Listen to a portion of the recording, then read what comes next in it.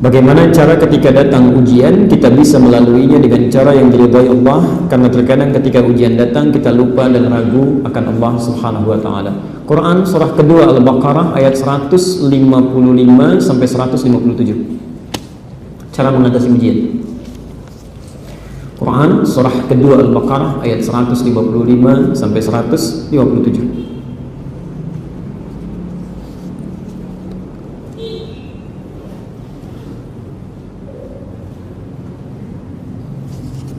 Oke. Baik. Perhatikan kalimatnya. Wala nabluwannakum bisyai' wala nabluwannakum bisyai' minal khawf wal ju' wa naqsin minal amwal wal anfus wath thamarat wa basyiris sabirin. Itu solusinya. Yuk lihat bahasa Qur'annya. Ya. Mohon pahami betul ini, karena ini kunci mendapatkan ketenangan.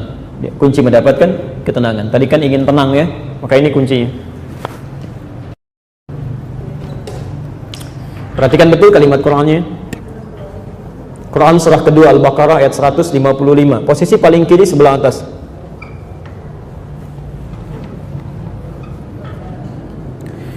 Walanabluwannakum, dan setiap kalian yang hidup, pelan-pelan. Kata Allah, setiap kalian yang hidup, setiap manusia yang hidup, ya, pasti ya, akan diuji. Ya, pelan-pelan.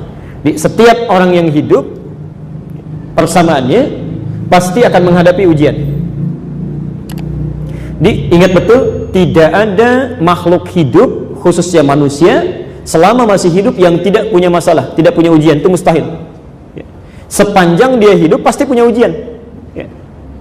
Apa fungsi ujian ini? Untuk meningkatkan kualitas kehidupannya. Ya. Dijawab nanti di Quran surah ke-67 ayat kedua, Al-Mulk. Jawabannya. Ya. Huwallazi khalaqal mauta wal haya liyabluwakum ayyukum ahsanu amala. Ya, pelan-pelan.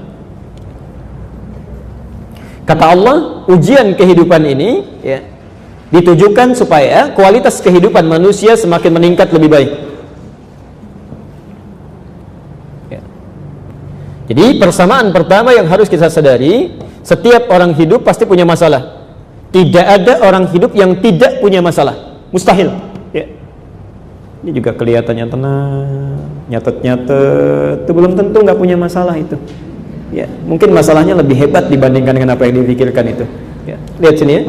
Nah, ingat persamaan terbaliknya, ketika seseorang tidak ingin punya masalah, artinya nggak mau hidup. Ya. Karena cuma orang yang tidak hidup yang nggak punya masalah, sudah selesai. Ya. Dan ini konsep nggak kita miliki. Ya. Konsep ini hanya dimiliki oleh orang yang tidak beriman. Ya. Makanya ada orang, mohon izin, mohon maaf, ya, kekayaan ada, harta benda ada, tapi begitu punya masalah dia ingin mengakhiri kehidupan. Ya. Bunuh diri juga, ada yang begitu. Bunuh diri juga, karena dia yakin saat dia bunuh diri masalah hilang. Jelas sampai sini? Baik. Jadi seseorang yang hidup pasti punya masalah, dan orang yang tidak menginginkan punya masalah pasti tidak ingin hidup. Ya. Sebelum kita teruskan, saya mau tanya dulu ya supaya kita sepakat. Maaf, jadi Bapak Ibu sekalian ingin punya masalah atau tidak ingin punya masalah? Tuh ya. Baik. Gila, pengen jawaban ingin punya masalah takutnya susah. Dijawab nggak pengen takut nggak hidup ya. Jadi maunya apa sebetulnya? Baik. Jadi kita tidak bisa memilih. Ya, setiap manusia pasti punya masalah. Apa masalahnya? Lihat pelan-pelan. Kita rinci ya. Kita rinci. Bisyai, banyak, beraneka ragam. Ada beraneka ragam. Sesuai dengan kebutuhan hidup kita, masya Allah. Itu adilnya Allah. Substansi yang sama, masalahnya bisa berbeda. Substansi yang sama, masalahnya bisa beda. Ya. Gelisah itu kan persoalan. Gelisah persoalan. Ya. Tapi kadar kegelisahan, wujudnya bisa beda. Ada orang gelisah ketika kehilangan mobil. Ada orang gelisah ketika belum mendapatkan pekerjaan. Seorang pelajar gelisah menunggu ujian. Seorang anak gelisah mendapatkan mainan. Itu beda-beda. Ya. Tapi substansinya sama. Ya. Substansinya sama. Ya. Pelan-pelan. Minal khawf, ada kekhawatiran. Ya. Ju', mulai lapar. Wa naqsim minal amwal, harta benda berkurang. Wal anfus, ada yang sakit sampai meninggal. Tapi yang menarik yang terakhir, was samarat. Di situ diartikan apa? Diartikan buah-buahan. Ya. Itu agak kurang tepat ya kalau terjemah yang lebih spesifiknya. Itu bahasa kiasan, dibacanya lewat ilmu balaghah. Ya. Saya beri contoh gini. Kalau Anda menanam satu tumbuhan, ya, terus dirawat sampai besar, sampai tinggi, yang mau dipetik apanya? Buahnya. Itu bahasa kiasan dalam Al-Quran, dibacanya pakai ilmu balaghah. Jadi ada orang-orang yang ujiannya sifatnya terampas hasil kerja kerasnya. Dia nanam modal, uang sudah diberikan, tenaga sudah keluar, tiba-tiba ketika akan dipetik hasil kerja kerasnya dirampas oleh orang. Ya. Ada pengusaha sudah pasang tender, kualitas dipenuhi sudah bagus, di ujung-ujung diselip oleh orang. Itu wathamarat namanya. Ya. Jadi buahnya dipetik oleh orang lain saat kerja keras dilakukan. Ada yang begitu? Ada. Nah, sekarang perhatikan. Semua ini kata Allah akan mudah diatasi. Sangat mudah. Bahkan persoalan paling pelik pun. Bahkan saking mudahnya, ada orang-orang yang saat menerima itu justru gembira.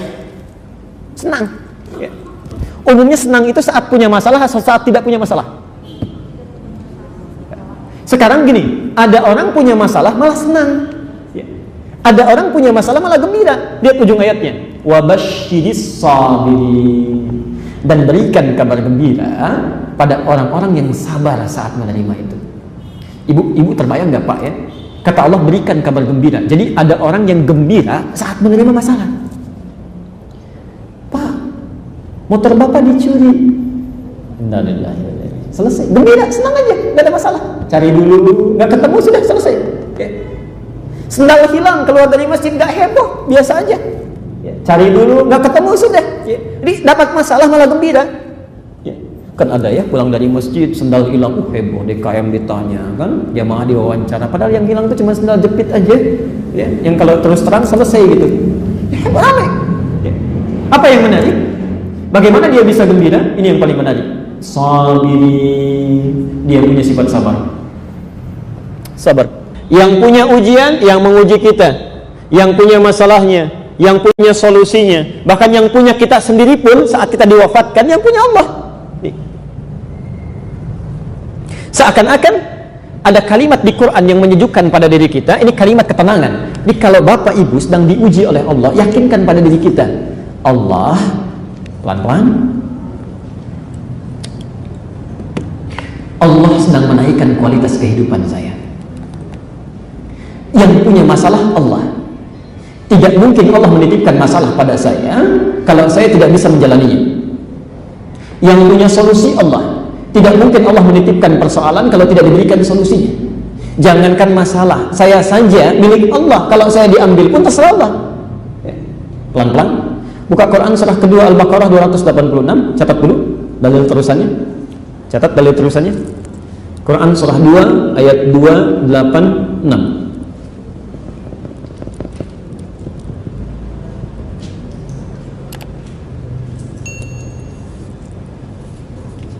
Sudah? Kemudian Quran surah 67 ayat kedua, dalil terusannya. Dalil terusannya.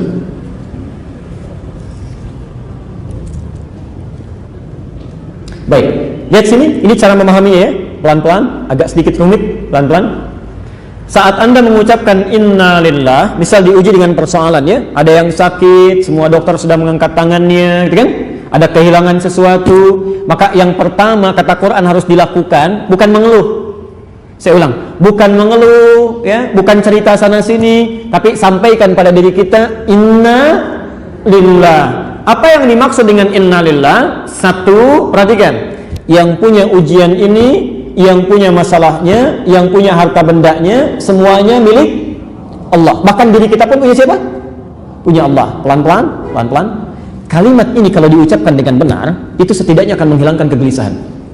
Contoh, sendal punya siapa? Kalau dibilang punya Allah takut dibawa, masih kurang. Yang punya nikmat siapa? Ini masalahnya tuh. Jadi kita, ini kayaknya pelajaran tauhidnya harus ditingkatkan lagi ya. Wah, yang punya nikmat semuanya siapa? Tadi kan kita katakan jangankan benda-benda biasa, diri kita aja punya Allah. Jadi yang punya sendal siapa? Yang punya mobil? Sudah selesai kan? Nah, sekarang yang punya mau ngambil, Kenapa kita mesti repot? Jangankan diri kita, ya, jangankan diri kita. Mohon maaf, jangankan benda-benda di sekitar kita, diri kita saja punya Allah. Jadi kalau Allah sudah mau ngambil, itu terserah Allah. Ya, kita cuma dititipi saja, Pak. Ya. Sekarang ada kemudian seseorang diuji oleh Allah, masuk ke masjid, datang ke rumah Allah, pulang sendalnya hilang. Ya. Hilangkan dalam bahasa manusia. Saat Anda mengucapkan inna lillah, maka kalimat itu menyadarkan, hei, yang punya bukan kamu, yang punya Allah. Tugas kamu dalam menggunakan sendal itu untuk ibadah sudah selesai. Selesai. Ya. Sampai di sini, kamu harus gunakan sendal yang lainnya supaya penjual itu mendapatkan harta yang halal dari kamu. Kamu gunakan supaya yang pembuatnya ketika digunakan ibadah dapat bagian pahalanya. Selesai yang di sini, pindah kepada yang lain. Selesai masalahnya. Jadi kalau Anda pikir-pikiran pun setelah ikhtiar nyari sana sini gak ketemu, dikeluhkannya tetap hilang juga. Ya. Udah selesai. Kalau kita mendapati sesuatu, tugas kita itu ikhtiar saja. Cari, gak ketemu, selesai. Inna lillahi wa inna ilaihi rajiun. Tapi gak ujuk-ujuk langsung inna lillahi, tidak. Cari dulu, deh. Ikhtiar dulu. Sudah tidak ada, sudah simpulkan. Kalau hilang dalam keadaan yang sifatnya buruk, dicuri orang, maka barangkali, mohon maaf, itu memang haknya pencuri. Pencuri kan makanannya yang haram, ya. Makanannya yang haram, ya. Barangkali ada sesuatu dalam diri kita yang ingin dikeluarkan oleh Allah, sesuatu yang tidak tepat. Tapi tugas Anda menggunakan sendal itu selesai, sudah. Allah yang punya ingin memindahkan kepada yang lain. Ya. Jelas sampai sini? Ini pencuri nggak mau tobat-tobat, saya berikan istidraj saja, istidraj. Ya. Dia nggak sadar dengan amalan-amalannya meningkatkan dan menumbuhkan dosa-dosa keburukannya. Ayo pakai itu yang haram, dia pakai yang haram. Kamu yang sudah soleh sudah, sendal kamu selesai. Kamu gunakan sendal yang lain. Selesai masalahnya. Bahkan diri kita punya siapa? Allah. Kedua, rumus kedua. Jadi rumus pertama ketika Anda diuji dengan musibah supaya nyaman menerimanya, pertama rasakan semua nikmat terkait musibah itu punya Allah, bukan punya kita. Ya. Hati-hati, ada orang yang sulit pulangnya karena merasa dirinya sendiri punya dia. Ya. Nanti meninggalnya gak susah itu. Orang meninggal cepat, Anda bisa bayangkan ada orang cuma tiduran begini merem-melek, ya ayat Tuhan nafsul mutmainnah. Irji ila rabbika radiyatan mardiyah. Pulang. Ya. Ada orang sudah merem-melek gak meninggal juga kan? Begitu dicabut marah-marah. Bahkan ada yang dipukulin malaikat dulu meninggalnya. Quran surah 8 ayat ke-50. Ya. Ada yang dipukulin malaikat tuh. Ya. Allah. Hati-hati dia. Yadribuna wujuhahum wa adbarahum. Ada orang yang dipukuli, ya, saking jengkelnya berkata begini, ya, akhriju anfusakum, nanti di ayat lain. Cepat keluar, ngapain sih kamu lama-lama dipukuli tuh depannya belakangnya, ya. Hati-hati, ya. Kalaulah Anda bisa menyaksikan para pendosa itu, ya, Masya Allah, orang-orang kafir yang ingkar itu dipukulin dulu oleh malaikat saat dia pulang. Ya, yadribuna wujuhahum wa adbarahum. Dipukuli depannya, dipukuli belakangnya. Ya. Kenapa? Karena dia masih nggak mau lepas dari dunianya, seakan-akan memiliki. Dia nggak mau hilang, nggak mau terpisah dengan, maaf ya, dengan hartanya, dengan rumahnya, dengan mobilnya, bahkan dengan dirinya sendiri. Jadi susah keluarnya, ya, susah keluarnya. Ya, pelan-pelan. Itu satu. Yang kedua, sekarang untuk meringankan kadar ujiannya. Ingat betul ketika mengucapkan inna lillahi, qalu inna lillahi. Sekarang lihat kalimat-kalimat Qur'annya. La yukallifullahu nafsan illa wus'aha. Yakinkan pada diri kita bahwa ujian ini tidak akan pernah dititipkan oleh Allah kepada pemiliknya kecuali dia yakin untuk mengatasinya. Saya ulang ya. Yakinkan pada diri kita setelah Anda sadar ini semua punya Allah. Kalau Allah mau ngambil kapan saja terserah Allah, ya. Itu saat itu, tapi setelah itu berlangsung tidak mudah. Kadang-kadang jalan lagi, ya. Baik. Ada seorang anak meninggal dunia. Ya, seketika bisa mengatakan semua milik Allah. Iya Pak, iya Bu. Saat tausiah, takziah, ada yang berikan tausiah, kan? Semua milik Allah, kalau Allah berkehendak barangkali sudah. Iya Pak, iya terima kasih Ustaz. Begitu Ustaznya pulang, nangis lagi. Bisa terjadi. Bisa terjadi. Ya. Maka cara keduanya kata Quran, yakinkan pada diri kita, la yukallifullahu nafsan illa wus'aha. Saat Anda mengatakan inna lillah, dibalas di ayat lain diterangkan, hadirkan suasana di dalam hati bahwa Allah tidak mungkin menitipkan ujian ini kecuali kita sanggup. Kalau dalam bahasa bebasnya, perhatikan kalimatnya, saya titipkan kepada kamu ujian ini karena memang cuma kamu yang bisa, yang lain nggak bisa. Yang lain nggak bisa nanggung, cuma kamu. Ya. Bisa nggak terbayang oleh kita? Ada orang dipercaya oleh Allah, dia sendiri pesimis, kan itu ada sesuatu yang sulit dipahami. Allah saja sudah percaya, masa kita tidak percaya? Kata Allah, cuman kamu yang bisa, yang lain nggak bisa. Karena itu saya titipkan pada kamu. Ya. Ada orang kehilangan sesuatu saja sudah hebohnya luar biasa. Nah, cuma kamu yang sanggup menerima ujian ini. La yukallifullahu nafsan illa wus'aha. Karena itu ketika Anda mendapatkan persoalan, apakah itu sakit, apakah itu kehilangan sesuatu, apakah itu kegelisahan, tanamkan dalam diri kita, memang kita yang dipercaya oleh Allah saat itu. Dan buktikan kepada Allah bahwa layak kita untuk diamanahi itu. Tidak sebaliknya. Jangan tanyakan, ya Allah, why me? Kenapa saya? Kata Allah, why not? Kenapa tidak? Cuma kamu yang bisa. Baik. Yang terakhir, wa inna ilaihi raji'un. Ini yang paling penting. Dari semua persoalan itu, solusinya hanya akan kembali kepada Allah. Kembali kepada Allah. Nah, jadi ini yang paling penting, yang terakhir. Kalau ingin cepat selesai, kalau yang tadi kan ingin sementara saja menenangkan hati. Kalau ingin cepat selesai, ketika Anda sudah ada sifat kesabaran itu, lakukan, akui bahwa semua milik Allah. Kedua, yakinkan pada diri kita bahwa tidak mungkin Allah menitipkan ujian kalau kita tidak mampu, pasti bisa menjalaninya. Yang ketiga, inna ilaihi raji'un. Tanamkan pada diri kita untuk cepat meminta solusi kepada Allah. Ya. Cepat minta solusi. Pelan-pelan. Karena itulah setiap hari Allah bahkan menunggu kita. Nanti kita akan bahas di pertemuan berikutnya hadis qudsi nanti. Hadis qudsi. Bahkan setiap hari Allah menunggu kita, menanti kita 5 kali dalam sehari untuk melihat apakah ada hamba yang ingin diberikan pertolongan, tidak, diberikan solusi dari masalah. Saya ulang ya. Ternyata disebutkan di hadis qudsi, ya, Allah itu setiap hari lupa, dia menunggu kita, menanti, seakan-akan menyampaikan, ada nggak di antara hambaku yang punya masalah? Ada yang nggak yang pengen diberikan solusi? Masya Allah. Ya. Dalam keadaan apa itu? Ya, kita lihat disebutkan di Quran surah ke-2 Al-Baqarah ayat ke-45. Ya. Quran surah 2 Al-Baqarah ayat ke-45. Ditafsir di hadis Nabi, catat saja dulu, di hadis Nabi riwayat Abu Dawud nomor hadis 821, hadisnya qudsi. Abu Dawud nomor hadis 821, hadisnya qudsi, ya, dari Abu Hurairah. Lihat kalimatnya, pelan-pelan. Tadi kalau kita punya masalah mesti apa? Sabar, ya. Maka lihat penegasan Qurannya, wasta'inu bis-sabri. Jika Anda punya persoalan dalam kehidupan, maka cari solusinya, mintakan pertolongannya. Pertama, sabar dulu, kata Allah. Sabar, ya, sabar. Yakinkan bahwa Allah tidak mungkin menguji kecuali kita sanggup. Yakinkan semua ini milik Allah. Setelah Anda sabar, suasananya tenang, maka Allah menunggu kita untuk memohonkan solusinya. Wassalat. Saat sholat itulah kita ditunggu oleh Allah. Ada nggak yang mau minta solusi? Ya, minta sesuatu. Nanti di hadis qudsi akan dijawab. Perintah dimintanya wasta'inu, permohonan kita untuk diberikan solusi disebut dengan nasta'in. Maka kita bacakan dalam sholat, iyyaka na'budu wa iyyaka.